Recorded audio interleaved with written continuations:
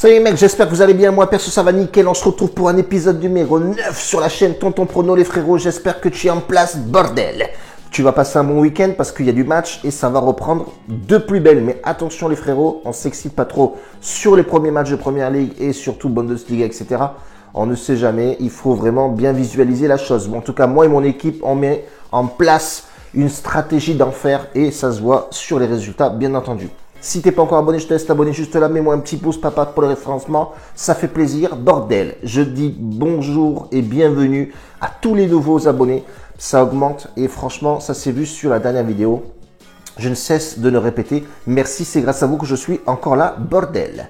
On va faire un petit récap, un petit débriefing forcément sur la vidéo de l'avant-veille avec les résultats, bien entendu. Mais avant tout, tu sais comment ça se passe ici chez Tonton Prono, Telegram bien entendu avec mon club VIP qui marche très fort aussi. Tout est dans la barre de description, les bookmakers, tout, etc. et etc. Je ne vais pas le répéter tous les jours. C'est en dessous, tu cliques sur la petite flèche et tu as tous les liens. Hier, on fait une bonne vidéo les frérots, encore une fois, même si on fait un 2 sur 4, c'est plutôt pas mal, on est en bénéfice. Pourquoi? Mönchengladbach qui fait match nul contre Bayern de Munich, je vous avais prévenu, attention le Bayern, ils ont déjà eu une confrontation entre ces deux équipes-là et on a bien vu que Mönchengladbach était bien plus organisé que le Bayern. Déjà ça c'est fait, plier papa, emballer c'est pesé, rembourser 6 matchs nuls ou on fait double chance. Donc ça passe plutôt crème. Deuxième match qui nous a porté chance aussi, c'est, je vous avais dit, Arsenal pour moi c'est banni. Arsenal c'est plié, cette équipe-là elle pue du cul. Ou alors il faudra faire un changement de coach parce que Arteta est vraiment essoufflé. Il n'est pas au point, voilà, tout simplement. Bref, le petit promu qui bat Brentford, qui bat Arsenal 2-0 et ça c'est une cote à 3,28 je crois. Donc boum, ça passe. Là on s'est coiqué sur Monaco. Je pensais que Monaco allait faire le taf, mais voilà, un peu fatigué, effectivement, on aurait dû prévoir avec les collègues quand on a analysé ce match-là. On voyait bien Monaco, franchement, honnêtement, avec l'équipe, l'effectif qu'il a. Bref, Monaco a perdu, c'est comme ça se passe comme ça. J'avais bien prévenu que Lorient était très costaud à la maison.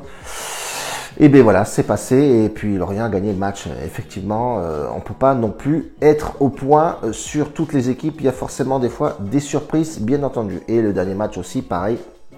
On a vu effectivement qu'il y a eu une mésaventure sur ce match-là aussi. Bref, on fait un 2 sur 4, pardon. Et Valence, voilà, Valence, les deux équipes marquent.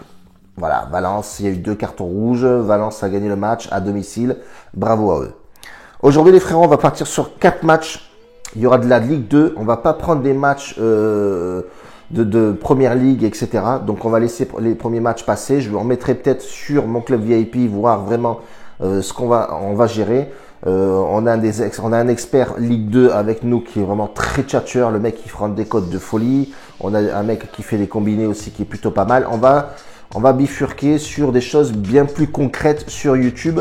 Vu que YouTube, il y a une bankroll juste en bas de la description et nous, on joue tous nos pronostics, bien entendu, quand on les balance sur YouTube, même si c'est des conseils et des avis, il y a certains pronostics qu'on va jouer et d'autres non. Là, on va jouer tout maintenant à partir d'aujourd'hui, vu que la bankroll est pas mal du tout.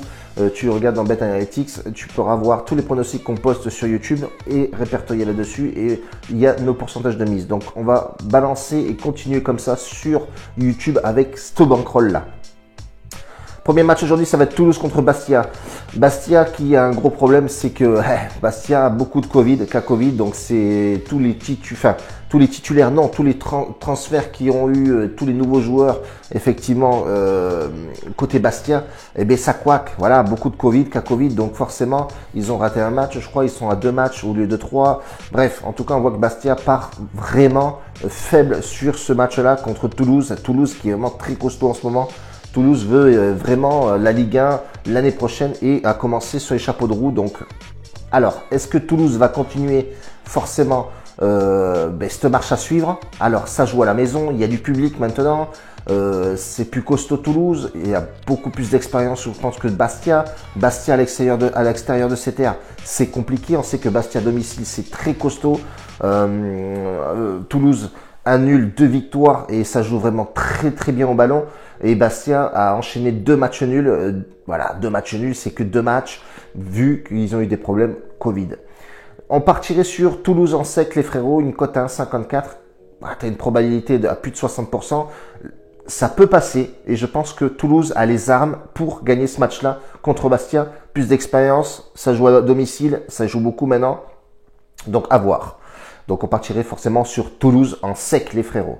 Paris Saint-Germain, Strasbourg, voilà, on joue Paris Saint-Germain à domicile, présentation des nouveaux joueurs, etc. Vous le savez déjà tous. Strasbourg, ok, ça reste une belle équipe, mais attention, là, Paris, je pense que ça va être une démonstration à Messi. Je ne sais pas s'il va jouer, j'ai pas vu les compos probables, mais en tout cas, je sais qu'il y aura Mbappé dans le groupe et Mbappé va vouloir forcément montrer à Messi que ici on est à Paris et que Mbappé c'est pas de la rigolade. Donc ça va envoyer du mastic. Je pense que Strasbourg ça va être un punching ball pour Paris Saint-Germain. Le plus de 3,5 buts dans le match, je pense qu'il va y avoir du golasso mais à pleurer. Donc c'est une cote 1,90 et là par contre je partirai sur un 50-50 les frérots, hein. C'est 4 buts. Est-ce que Strasbourg vont jouer à 11 derrière? On ne sait pas, mais en tout cas Paris je pense qu'ils vont vraiment déculoter Strasbourg ce soir. C'est un très beau match. Les frérots, troisième match, c'est Lille contre Nice. Là, c'est un beau match. Franchement, honnêtement, on a Galtier qui repart à Lille dans le Nord. Est-ce que Lille va forcément avoir les armes pour contrer Galtier? Galtier connaît cette équipe par cœur. Attention, ça a été un changement de coach côté lillois aussi. On a bien vu qu'il avait sa patte et on a bien vu qu'effectivement Lille perdait contre, je crois que c'était contre Metz, 3-3 à la fin. Franchement, honnêtement, question mentale, Lille est vraiment très costaud. Attention, à domicile, ça envoie du pâté aussi. Côté Nice, il a eu de la recrue, il a eu des petits jeunes qui sont plutôt pas mal comme Cloy-Vert, etc. Est-ce que Nice va avoir les armes pour aller battre Lille à domicile? Je ne pense pas. Honnêtement, je ne pense pas. Je pense que Lille va gagner ce match-là. Ça va pas être un score de ouf dingue, mais je pense que Lille a toutes les armes pour gagner contre Nice. Nice, je les trouve pas encore affûtés pour aller gagner à Lille aujourd'hui. Je partirai Nice, honnêtement, avec un faible pourcentage. On va partir tranquillement, je pense, à 55%, mais bon. Mettez une mise tranquille les frérots parce que voilà, ça reste un match quand même assez compliqué. Je vois un match nul mais je vois quand même Lille gagner. Donc je partirai moi à Lille en sec. Dernier match les frérots, c'est Sochaux contre Dunkerque. Voilà, ça c'est une hécatombe. Dunkerque a très mal commencé. Je crois qu'ils sont avant-dernier ou 13e, je sais plus. Dunkerque c'est vraiment pas ouf à l'extérieur comme à domicile. Ça a très mal commencé le championnat. On a un Sochaux qui est en forme de chez en forme. Avec un petit jeune qui est vraiment excellent. Alors, je sais pas si c'est un petit jeune, en tout cas, il paraît jeune, le mec. Lukukiou. Bref, en tout cas, à Sochaux, ça joue au ballon. C'est vraiment très organisé, c'est très propre. Ça joue vraiment au foot. Ça prend plaisir aussi et ça va jouer à domicile. On sait qu'à Sochaux, jouer à domicile, il faut y aller. Aller gagner là-bas. Et Dunkerque, pour le moment, est pas encore en place pour moi et pour mes équipes. Effectivement, Sochaux en sec, c'est une bonne idée frérot, tu as bien fait de le mettre et on va partir sur Sochaux en sec, 65% de probabilité que ça passe et on va ajuster notre mise bien entendu suivant notre BK. Alors, tous les pronostics que je vais donner les frérots, les mecs, il faut faire attention à la gestion de mise, voyez avec les probabilités, donc 65%, moi je mettrai allez, 2% d'abord sur ce pronostic là, sur celui de Toulouse aussi et sur celui de Paris bien entendu aussi. Lille, je mettrai 1%, grosso merdo, 0,5 même, parce que Lille, on ne sait jamais, c'est peut-être un match piège. Est-ce qu'il va arracher le nul? Ça, on le saura tout à l'heure, mais en tout cas, on a 4 pronostics qui sont plutôt sympathiques, les frérots. Rentrez dans la Bet Analytics, gestion de mise, attention à ce que vous mettez en mise, les frérots. On gestionne comme ça tout le long de l'année, vous allez voir que vous allez être en bénéfice forcément. Regardez le Bet Analytics constamment et vous allez voir que sur cette chaîne-là, on raconte pas du blabla, les frérots, on balance de la saucée et du mastic, bordel! On se retrouve demain, les frérots. Je balancerai la vidéo durant l'après-midi. Je vais la faire à l'avance, vu que je gratte demain. Donc, vous serez nickel au posto, les gars, pour aller jouer vos paris sportifs. Attention, avec modération. La bise. Ciao.